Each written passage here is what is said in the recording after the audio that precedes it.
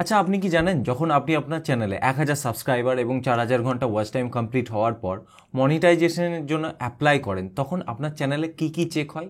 মানে কোন কোন জিনিসগুলো আপনার চ্যানেলে চেক করা হয় এবং যার উপর নির্ধারণ করা হয় যে আপনার চ্যানেলকে মনিটাইজেশন দেওয়া হবে কি হবে না।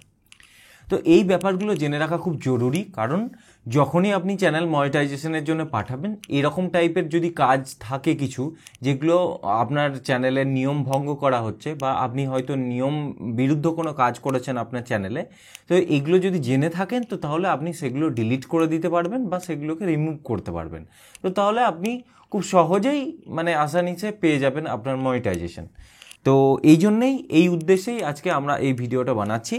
তো চলুন একদম সরাসরি গিয়ে দেখে নেব ইউটিউব মনিটাইজেশন পলিসি। এটা ইউটিউব মনিটাইজেশন পলিসি। এখানে একদম নিচে এখানে দেখুন, এখানে লেখা আছে what we check when we review your channel. মানে আমরা কি কি চেক করি যখন আপনার চ্যানেলকে রিভিউ করি তখন। ঠিক আছে, প্রথম যেটা চেক করা হয় মেন থিম। আপনার চ্যানেলের মেন থিম কি সেটা চেক করা হয়। ঠিক আছে, মানে কোন ক্যাটাগরির উপর বা কোন থিমের উপর আপনার চ্যানেলটা সেটা রিভিউ করা হয়। সেকেন্ড হচ্ছে মোস্ট ভিউড ভিডিও। যে ভিডিওতে সব থেকে বেশি ভিউজ এসেছে সেটা চেক করা হয়, যে সেই ভিডিওটা কোন টপিকের উপর আছে। হ্যাঁ, মানে কি কি সেই ভিডিওতে আছে যে জন্য মানুষ এত আকৃষ্ট হয়েছে, তার থাম্বনেল কেমন বা তার ডিটেলে সব কিছু, তার ট্যাগস কি ইউজ করা হয়েছে, সব কিছু চেক করা হয়। ঠিক আছে, তারপর হলো নিউয়েস্ট ভিডিও, মানে সব থেকে যেটা নিউ ভিডিও, মানে যেটা লেটেস্ট ভিডিও আপনার রিসেন্টলি আপলোড করেছেন সেই ভিডিওটাকে চেক করা হয় যে এখন এই চ্যানেলটা যে কাজ করছে সেই কাজের গুণগত মানটা কেমন। ঠিক আছে, মানে এখন কোন টাইপের কাজ করছে, তার ভিডিও কোয়ালিটি কেমন, সেখানে তার উপস্থাপনা কেমন, তার কোনো এডুকেশনাল পারপাস বা এন্টারটেনমেন্ট পারপাস সলভ হচ্ছে কিনা ওই ভিডিওর দ্বারা, সেটা এই নিউয়েস্ট ভিডিওতেও চেক করা হয়। ঠিক আছে, তারপর হচ্ছে biggest portion of watch time, মানে ওয়াচ টাইমের ম্যাক্সিমাম পোর্শনটা কোথা থেকে এসছে।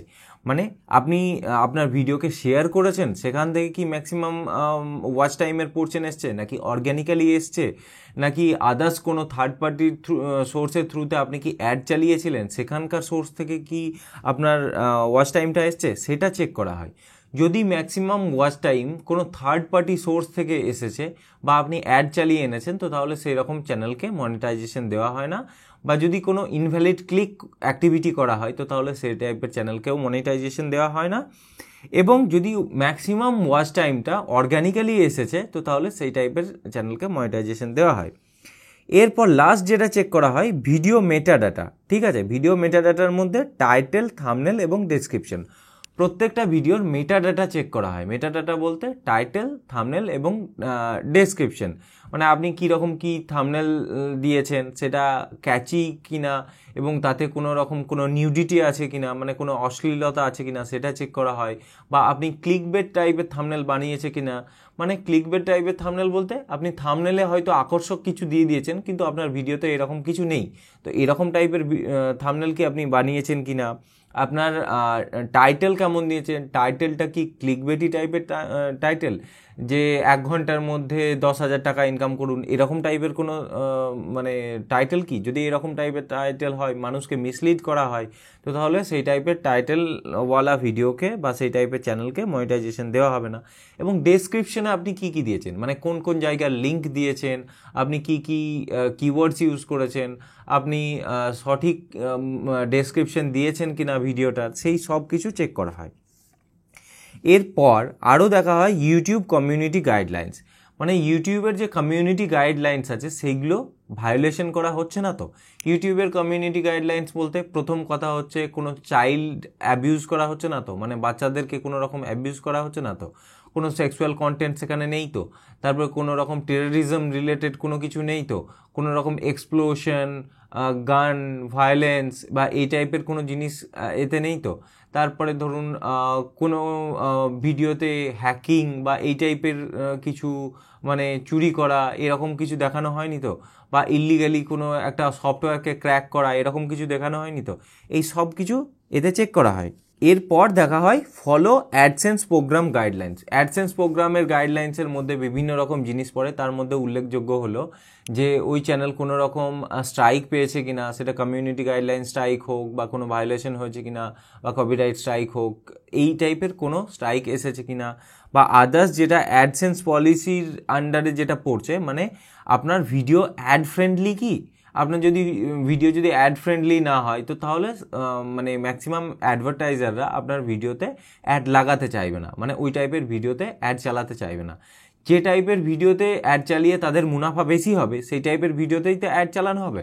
যেমন ধরুন উদাহরণস্বরূপ আমি বলি, আমার টেক চ্যানেল, তো যদি কোনো টেক কোম্পানি বা কোনো ওয়েবসাইট বিল্ডিং কোনো কোম্পানি বা কোনো ট্রেডিং কোম্পানি যদি আমার ভিডিওতে অ্যাড চালায়, তো তাহলে তাদের মুনাফা বেশি হবে, কারণ আমার অডিয়েন্স ওই টাইপের। তো সেই জন্যে তো অ্যাড ফ্রেন্ডলি কন্টেন্ট হওয়া খুব জরুরি। তো এই টাইপের কন্টেন্ট আপনার বডে কিনা এই সব কিছু চেক করা হয়। তো বেসিক্যালি আপনি দেখতে পাচ্ছেন এই জিনিসগুলো আপনার চেক করা হয় আপনার চ্যানেলকে যখন মনিটাইজেশনের জন্য আপনি অ্যাপ্লাই করেন, পাঠান ইউটিউবের কাছে তখন। তো ইউটিউব যে রিভিউ টিম তারা ম্যানুয়ালি এই পুরো জিনিসটাকে চেক করে, মানে প্রত্যেক চ্যানেলে গিয়ে চেক করে যে সব কিছু ঠিকঠাক আছে কিনা। এবার এখানে একটা কথা বলার মতো আছে, যদি ধরুন কোনো ভিডিওতে কপিরাইট স্ট্রাইক এসেছে বা কমিউনিটি গাইডলাইন স্ট্রাইক এসেছে, আপনি মনে করছেন সেই ভিডিওটাকে ডিলিট করে দেবেন এবং আপনার ভিডিও চ্যানেল থেকে ওই কমিউনিটি গাইডলাইন স্ট্রাইক বা কপিরাইট স্ট্রাইকটা চলে যাবে, এরকম হয় না। ভিডিও ডিলিট করলে, কোনো ভিডিওতে যদি কপিরাইট স্ট্রাইক বা কমিউনিটি স্ট্রাইক আসে, সেই ভিডিও ডিলিট করলে সেই চ্যানেল থেকে ওই স্ট্রাইকটা চলে যায় না, ঠিক আছে? এই কথাটা অনেকে জানে না, অনেক সময় ভুল করে এবং বারবার কমেন্ট সেকশনে আসে, সেই জন্য এটার উত্তর আমি দিয়ে দিলাম। তো বেসিক্যালি এই জিনিসগুলো চেক করা হয় যখন আপনার চ্যানেলকে মনিটাইজেশনের জন্য পাঠানো হয় তখন, ঠিক আছে? এবার এইগুলো যদি আপনি আগে থেকে জেনে থাকেন, তো যখন মনিটাইজেশনের জন্য অ্যাপ্লাই করবেন তখন আপনার চ্যানেলে যদি এরকম কোনো মেটেরিয়াল থাকে যেগুলো এইসব রুলসকে ভায়োলেট করছে বলে আপনার মনে হচ্ছে, তাহলে সেই মানে মেটেরিয়ালসগুলো বা সেই কন্টেন্টগুলোকে আপনি সরিয়ে দিতে পারেন।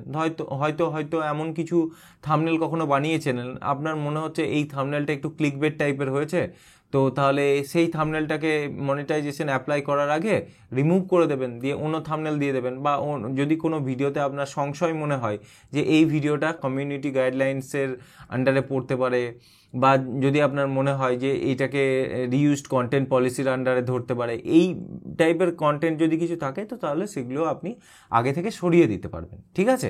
সো এটা জেনে থাকার সুবিধা হলো এটাই। তো এটা যদি আপনাদের হেল্পফুল মনে হয় আমাকে কমেন্ট সেকশনে অবশ্যই জানাবেন। ভিডিওটা এখানেই শেষ করছি, ধন্যবাদ।